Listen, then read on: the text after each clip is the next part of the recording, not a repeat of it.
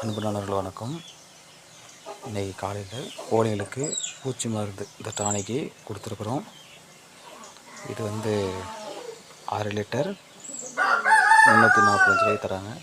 நல்லா ஹெல்த்தியாக இருக்கும். இது சளி டானிக்கு. இது ரேட்டு 230 ரூபா. இது நல்லா ரிசல்ட் தந்திருக்கு.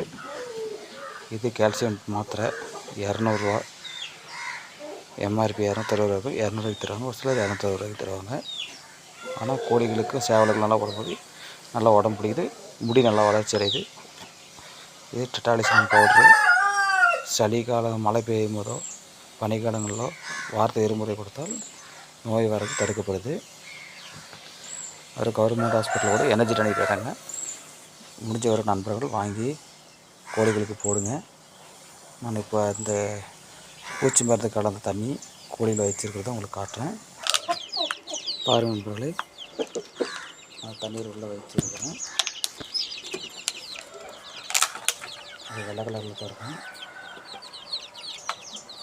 அருமையாக குடிக்குதுன்னு பாருங்கள் தண்ணி. இந்த கோழி குச்சி வெளியில் ஒரு கோழி இருக்கும், அதே தண்ணி தான் வச்சுருக்கேன். இது நல்லா தண்ணி எடுத்துகிட்டு நல்லா குடிக்குது பாருங்கள். பெரிய சேவல், கட்டுமுக்கு மயில் சேவல்.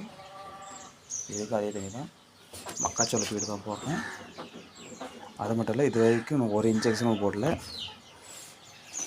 என்கிட்ட 8 வருஷமாக இருக்கிற கோழிலாம் இருக்குது. இன்னும் இது வரைக்கும் ஒரு ஊசிக்கும் போடுறதில்ல. தடுப்பு மருந்து இப்போ நான் காமிச்ச மருந்து மட்டும் தான் கொடுத்துருக்கேன்.